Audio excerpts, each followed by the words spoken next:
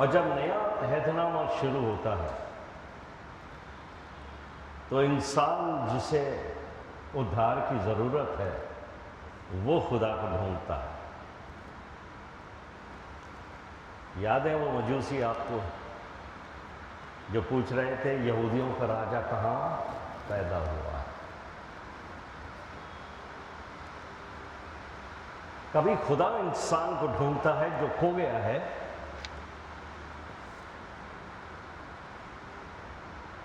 और कभी इंसान खुदा को ढूंढता है जिसे उद्धार की जरूरत है। और ये दोनों कहाँ मिलेंगे? ये कलवरी के क्रूस पर मिलेंगे। तुम्हारे पाप क्षमा किए गए। ये वो संदेश है जो सारी मानव जाति के लिए है।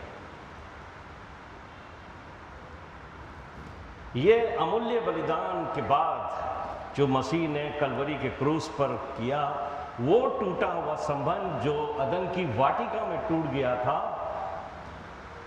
एक बार फिर जुड़ गया। लेकिन इस संबंध को जोड़ने के लिए हमारे खुदावंद यीशु मसीह को कितना दुख बर्दाश्त करना पड़ा है। क्या आपको इस बात का एहसास है? क्या आप जानते हो कि खुदावंद यीशु मसीह ने उस टूटे हुए संबंध को जो मनुष्य और खुदा के बीच में था, उसे वापस जोड़ने के लिए कितना बर्दाश्त करना पड़ा, कितना दुख उठाना पड़ा। इसीलिए यशाया 53 4 से 6 में यशाया फरमाते हैं, उसने हमारे रोगों को सह लिया, जिस्मानी रोगों को नहीं, आत्मिक रोगों, और हमारे ही दुखों को उठा लिया। तो भी हमने उसे परमेश्वर का मारा कूटा और दुर्दशा में पड़ा हुआ समझा, परंतु वो हमारे अपराध के कारण घायल किया गया, वो हमारे अपराध के कामों के कारण कुचला गया, और हमारी ही शांति के लिए उस पर ताड़ना पड़ी कि उसके कोड़े खाने से हम आत्मिक रूप से चंगे हो जाएं। यीशु मसीह ने बार बार यही प्रयास किया कि हम जो भटक गए हैं, खुदा से दूर चले गए हैं, वो वापस खुदा के नज़दीक आ जाएं। लेकिन यशाया कहता है कि हमने तो अपना अपना मार्ग लिया है। आज भी हम अपनी ज़िंदगी में खुदावंद यीशु मसीह से दूर होकर अपने तरीके से चलकर अपनी ज़िंदगी बसर कर रहे हैं।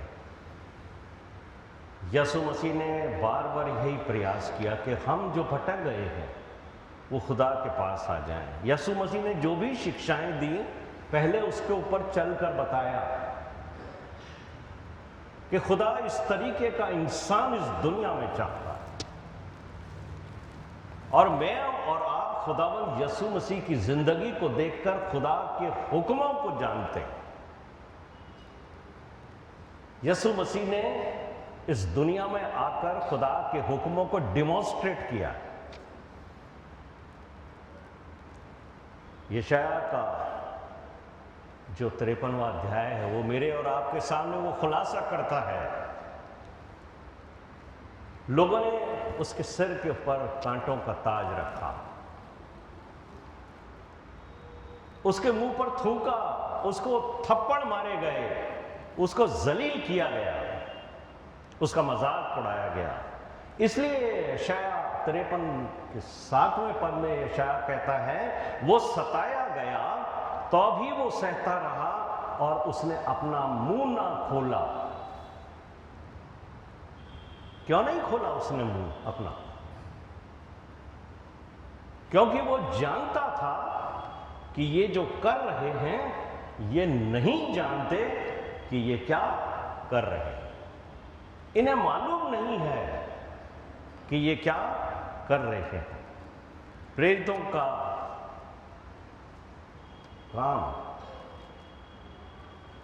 पौलुस प्रेरित पहले कुरिन्थियों 2 अध्याय के 8वें पद में कहते हैं, पौलुस का ख्याल सुनिए, इस संसार के हाकिमों में से उसे किसी ने नहीं जाना, क्योंकि यदि वे जानते तो तेजों में प्रभु को कभी क्रूस पर नहीं चढ़ाते।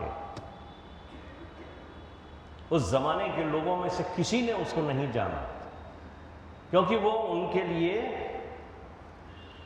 एक झूठा मसीहा, इसलिए उन्होंने उसे क्रूस पर चढ़ाया।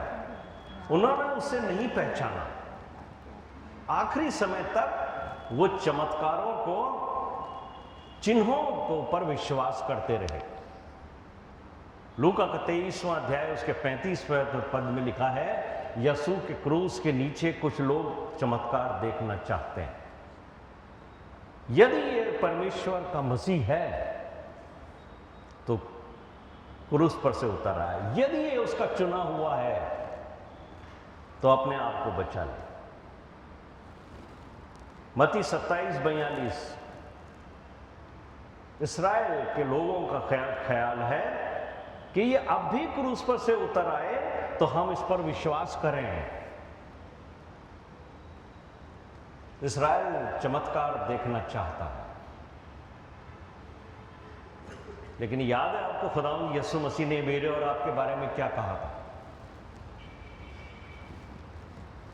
इन लोगों ने चेलों से कहा था उसने, तुमने तो मुझे देखकर विश्वास किया है। मुबारक हम हैं, आप हैं, जिन्होंने यीशु मसीह को नहीं देखा लेकिन उस पर विश्वास किया है, जिन्होंने उसे क्रूस पर चढ़ाया। वो अपने कामों को जस्टिफाई करते हैं, हमने सही इसको क्रूस पर चढ़ाया,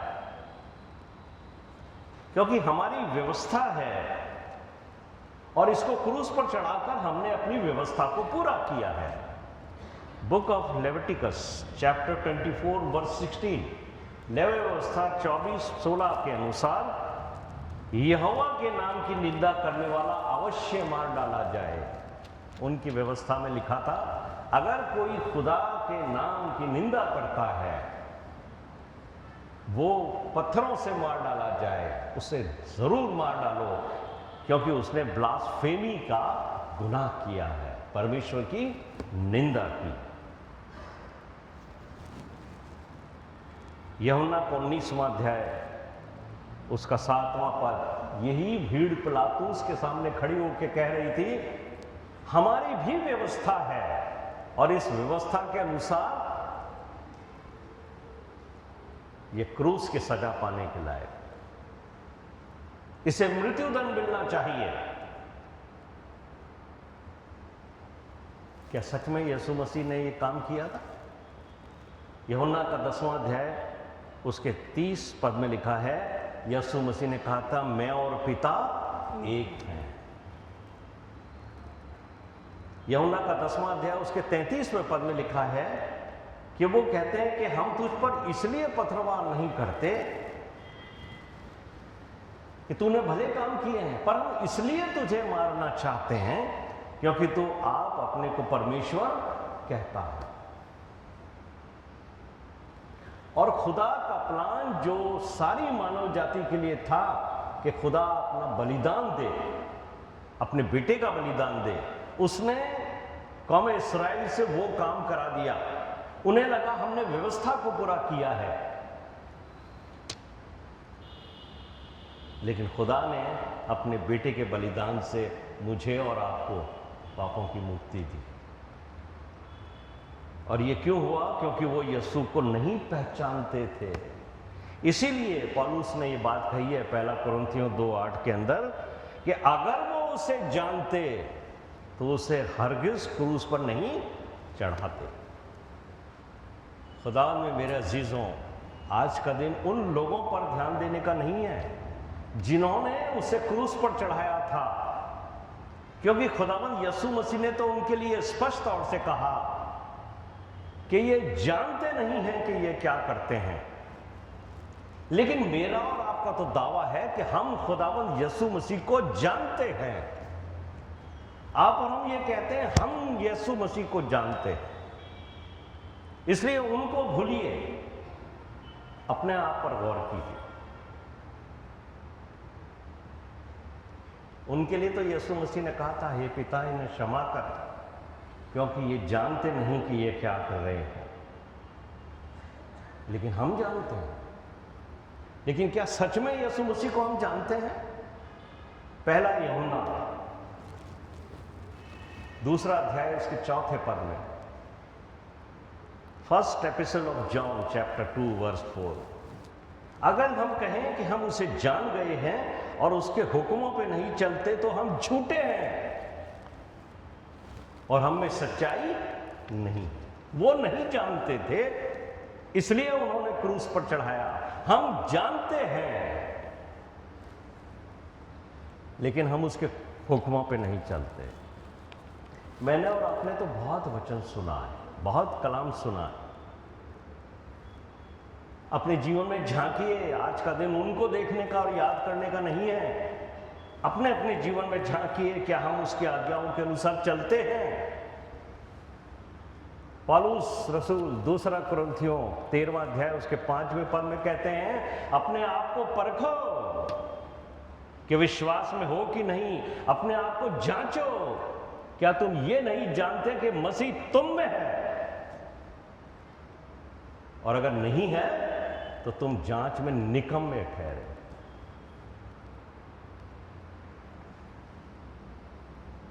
पौलुस गलातियों के 5वें अध्याय के 25वें पद में कहते हैं, यदि हम आत्मा के द्वारा जीवित हैं तो आत्मा के द्वारा चलें भी। Prove yourself. आज मुझे और आपको यीशु मसीह के सामने खड़े होकर इस बात की साक्षी देना है कि हम तेरी आत्मा के द्वारा चलते हैं, क्योंकि तेरा रूह हम में बसता है। वो नहीं जानते थे, लेकिन हम ये दावा करते हैं कि हम उसे जानते हैं। सोचिए, आज का मुबारक जुमा, आज का पवित्र शुक्रवार, जिसमें मैं और आप यहाँ मौजूद हैं, यदि मसीह का आत्मा हम में नहीं, क्या करने बैठे हैं? किस लिए आए हैं हम यहाँ? अगर खुदा का रूह हम में नहीं है, हम क्या कर रहे हैं? सिर्फ धार्मिकता को निभा रहे हैं। आज ये जानने का विषय है।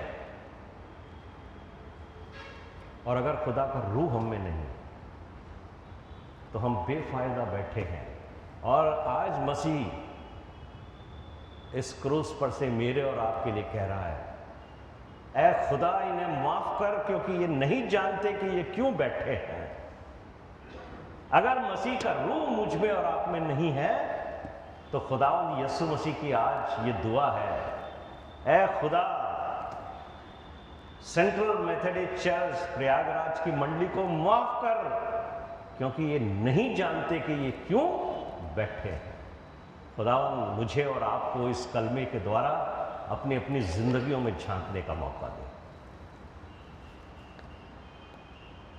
खुदावंद का वचन आपको और मुझे खुदा के नज़दीक लाने का एक और अवसर देता है।